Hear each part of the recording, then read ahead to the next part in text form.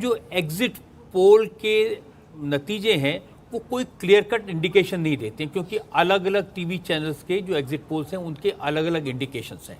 लेकिन एक बात है, ये जो 4 राज्यों के विधानसभा चुनाव हैं, इनको ये कहा जा रहा है कि लोकसभा चुनाव का सेमीफाइनल है, इससे मैं सहमत नहीं हूँ। ये जो असेंबली इलेक्शंस हैं 2003 से मैं इनको देख रहा हूँ, 2003 से लेके अब तक इन चुनावों ने कभी भी सही इंडिकेशन नहीं दिया। छत्तीसगढ़ में पहला चुनाव 2003 में हुआ, 20 साल का ट्रैक रिकॉर्ड देखें तो आपको यही दिखाई देगा। 2003 में मध्य प्रदेश बीजेपी की जीत हुई, रिकॉर्ड जीत थी, 230 में से 173 सीटें मिली थी। कांग्रेस सिर्फ 38 सीटें मिली थी। लेकिन 2004 के लोकसभा इलेक्शन में यूपी की सरकार बनी, मध्य प्रदेश में कांग्रेस को वोट मिले, एनडीए की विदाई हुई। राजस्थान का हाल देख लीजिए, 2003 में बीजेपी को 200 में से 120 सीटें मिली थी, लैंडस्लाइड विक्ट्री थी, 87 सीटों का इजाफा हुआ था। कांग्रेस की सीटें 153 से घट के 57 रह गई थी। सरकार बीजेपी की बनी, लेकिन नेशनल गवर्नमेंट देश में यूपी की सरकार बनी, बीजेपी की हार हुई, मनमोहन सिंह प्रधानमंत्री बने। अब 2008 देखिए, 2008 में असेंबली इलेक्शन हुए, राजस्थान में सरकार बदल गई। इस बार कांग्रेस को 96 सीटें मिली, बीजेपी 76 पर रह गई। मुकाबला बड़ा कड़ा था, क्लोज था, कांटे की लड़ाई थी।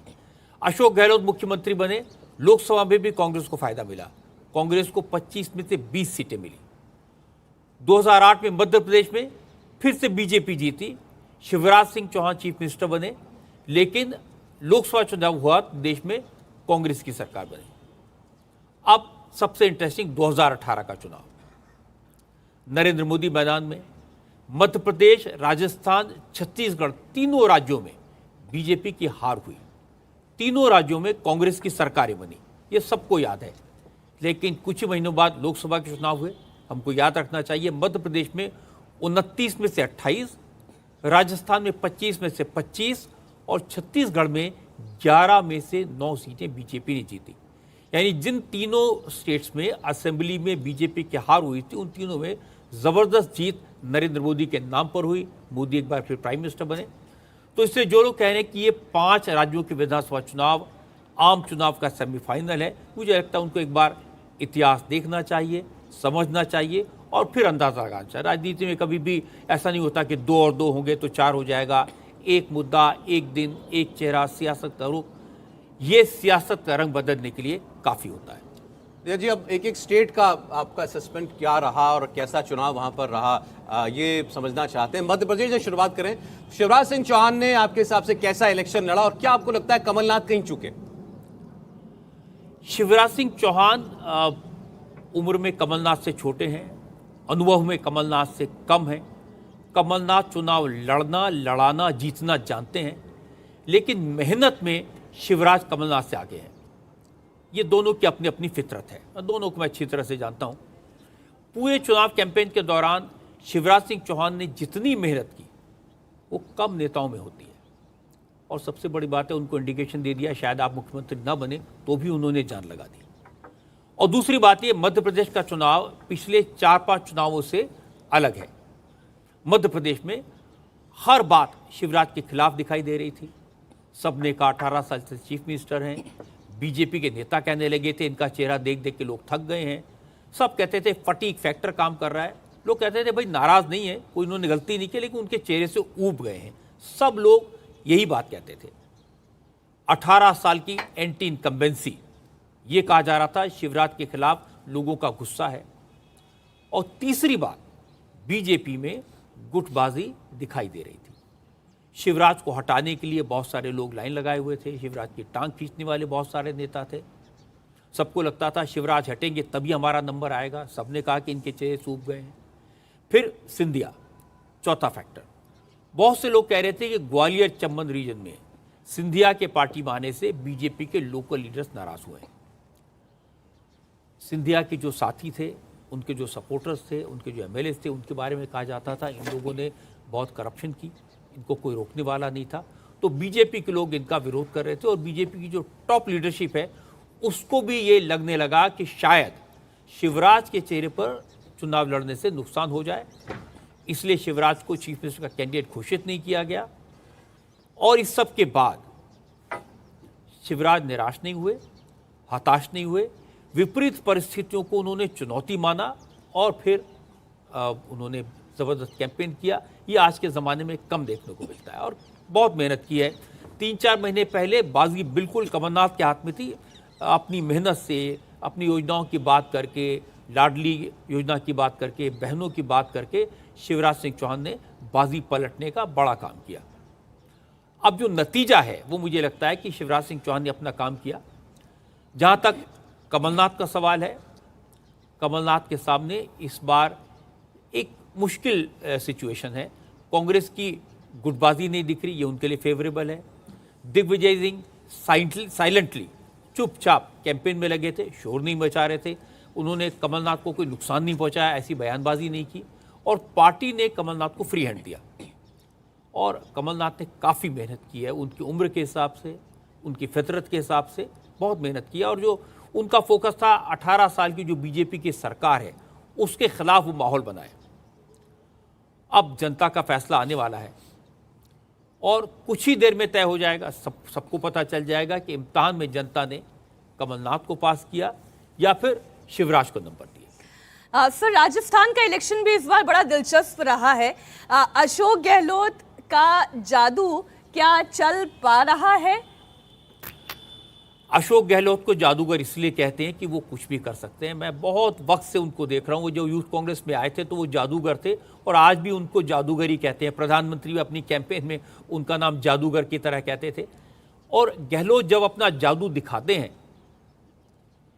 तो उसका असर होता है। पिछले 20 साल में राजस्थान में 2 बार कांग्रेस की सरकार बनी, 2 बार बीजेपी की। बीजेपी को दोनों बार 2/3 बहुमत मिला, कांग्रेस को हर बार बहुमत से कुछ कम सीटें मिली। यहां अशोक गहलोत का जादू काम आया। उनकी सरलता, उनकी सहजता, उनकी व्यवहार कुशलता उनके काम आई और 5 साल उन्होंने सरकार चलाई। और ये अशोक गहलोत कर सकते हैं। कांग्रेस में ऐसे नेता अब कम बचे हैं। लेकिन ये ध्यान रखना चाहिए कि जब इस तरह की सरकार चलती है तो तमाम तरह के समझौते करने पड़ते हैं, बहुत सारी मजबूरियां होती हैं, जिसका चुनाव में, इलेक्शन में नुकसान होता है। और ये अशोक गहलोत के साथ हर बार हुआ। 2003 का चुनाव हो, 2013 का चुनाव हो, दोनों बार बीजेपी को ज़बरदस्त कामयाबी मिली। वैसे राजस्थान में तो कहते हैं कि 30 साल से ये परंपरा चल रही है, एक बार जनता कांग्रेस को मौका देती है, दूसरी बार बीजेपी को। चुनाव से पहले 1-1.5 साल अशोक गहलोत ने बड़े बड़े चैलेंजेस का सामना किया, मुश्किलें उनके सामने थी। उनके अपने साथी deputy chief minister Sachin Pilot उन्हें परेशान कर रहे थे। लेकिन ये कहेंगे अशोक गहलोत की जादूगरी है, अशोक गहलोत की कुशलता है, उनकी राजनीतिक समझ है कि पार्टी हाईकमान को चैलेंज करने के बावजूद उन्होंने राहुल गांधी और सोनिया गांधी को यकीन दिला दिया कि राजस्थान में कांग्रेस को वही जिता सकते हैं, वही लड़ा सकते हैं, वही उसके सेनापति हो सकते हैं। और सोनिया गांधी के पास अशोक गहलोत पर भरोसा करने के अलावा कोई दूसरा रास्ता नहीं था। उन्हें फ्री हैंड दिया और खड़गे साहब का सपोर्ट भी मिला अशोक गहलोत को। तो आज का दिन अशोक गहलोत के लिए बहुत खास है। आज का दिन अशोक गहलोत का राजनीतिक भविष्य तय करेगा। लेकिन सर, पिछले 24 घंटे में बहुत ज्यादा चर्चा वसुंधरा राजे की भी हो रही है। वो मुलाकातें कर रही हैं। ऐसा क्या हो गया जो बीजेपी ने उन्हें फ्री हैंड दे दिया? आखिर राजस्थान की सियासत में उनकी क्या खासियत है? देखिए, वसुंधरा राजे के बारे में एक बात मैं कहता हूं कि वो सरकार चलाना जानती हैं, संगठन पर अपनी पकड़ रखना जानती हैं। राजस्थान के हर जिले में उनके अपने लोग हैं। वो वसुंधरा को पहचानते हैं, वसुंधरा उनको पहचानती है। और वो अच्छे बुरे वक्त में जो अपने लोग हैं उनके साथ खड़ी रहती हैं, उनको मदद करती हैं। और वसुंधरा राजे को बहुत साल से मैं देख रहा हूँ। भैरव सिंह शेखावत से उन्होंने राजनीति के गुण सीखे। भैरव सिंह शेखावत ऐसे नेता थे जो असंभव को संभव करना जानते थे, जो सबको साथ लेकर के चलते थे। इसलिए वसुंधरा के बारे में ये कहा जाता है कि वो जो पार्टी के दूसरे नेता हैं उनको वो साथ लेकर नहीं चलती, लेकिन जो उनके अपने लोग हैं उनको साथ लेकर चलती है। बड़ा फर्क है। ये कह सकते हैं कि वसुंधरा ने राजस्थान में अपने समकक्ष लीडरशिप को डेवलप नहीं होने दिया, किसी और को खड़ा नहीं होने दिया। भैरव सिंह के जाने के बाद 20 साल से राजस्थान में वसुंधरा बीजेपी की एक छत्र नेता बनी रही और ये कोई पार्टी अच्छा नहीं मानती, ये कोई संगठन इसको अच्छा नहीं मानता। नरेंद्र मोदी इस बात को समझते हैं। 5 साल पहले उन्होंने एक समानांतर लीडरशिप डेवलप करने की कोशिश की। गजेंद्र सिंह शेखावत, राज्यवर्धन राठौर, किरोड़ीलाल मीणा, अर्जुन राम मेघवाल, कई नेताओं को मौके दिए, कई नेताओं को पोजीशंस दी और बीजेपी लीडरशिप को लगता था कि इस बार सब मिलकर चुनाव लड़ेंगे, सबके सामूहिक नेतृत्व में लड़ा जाएगा, बाद में तय करेंगे किसको मुख्यमंत्री बनाना है। लेकिन मुझे लगता है कि यहाँ वही गलती हुई जो कर्नाटक में हुई थी। वसुंधरा को नेता मानने में देरी कर दी गई, फिर माना तो उन्हें फ्री हैंड भी दिया, लेकिन काफ़ी वक्त बीत चुका था। जो नतीजे आएंगे उससे पता चलेगा कि इस देरी का बीजेपी को कितना नुकसान हुआ, क्योंकि कहते हैं कि बीजेपी के फेवर में हवा थी, अशोक गहलोत के खिलाफ वोट थे, लेकिन बीजेपी ने वसुंधरा को प्रोजेक्ट नहीं किया और कांग्रेस ने अशोक गहलोत को फ्री हैंड दिया। जी थोड़ा दक्षिण की तरफ चलें। तेलंगाना का चुनाव बहुत महत्वपूर्ण है और यहाँ आपसे बात करना चाहते हैं ओवैसी फैक्टर की। कांग्रेस पार्टी जितनी हमलावर केसीआर के ऊपर थी उतनी ही प्रहार ओवैसी पर भी कर रही थी, जबकि सब जानते हैं कि ओवैसी का वर्चस्व, उनकी सारी पॉलिटिक्स जो है वो हैदराबाद के इर्द गिर्द ही है, बस उससे बाहर वो चुनाव भी नहीं लड़ते। फिर भी कांग्रेस के साथ उनकी खूब जुबानी जंग देखने को मिली। सौरभ, जो ओवैसी हैं वो खुद आप देखेंगे वो कहते हैं कि कांग्रेस उन्हें बीजेपी के लैला बताती है और बीजेपी के नेता उन्हें कांग्रेस की लैला बताते हैं। अब वो बार बार कहते हैं भाई मुझे नहीं समझ आता कि ये मुझे कौन ज़्यादा मोहब्बत करता है। कि जो डायलॉग है ओवैसी का, इसमें आपके सवाल का जवाब है। झगड़ा है तेलंगाना में मुसलमानों के वोटों का। तेलंगाना में ओवैसी बीआरएस की मदद करते हैं, ओवैसी मुसलमानों का वोट उन्हें दिलवाते हैं और जब वो मुसलमानों का वोट काटते हैं तो इससे कांग्रेस को नुकसान होता है, बीआरएस को फायदा होता है। और कांग्रेस इस बार बिल्कुल चाहती थी ऐसा ना होने पाए, इसलिए कांग्रेस के नेता ओवैसी को बीजेपी का एजेंट साबित करके मुसलमानों का वोट बंटने से रोकना चाहते थे। बीजेपी की कोशिश है मुसलमानों का वोट बटे, लेकिन मुझे लगता है कि इस बार जो भी असेसमेंट है, जिन भी लोगों से बात हुई है, मुसलमानों ने इस बार एक मुश्त कांग्रेस को वोट देने का फैसला किया है। इसके पूरे पूरे संकेत मिलेंगे और इसका फायदा कांग्रेस को होगा, ये एग्जिट पोल में भी दिखाई दे रहा है।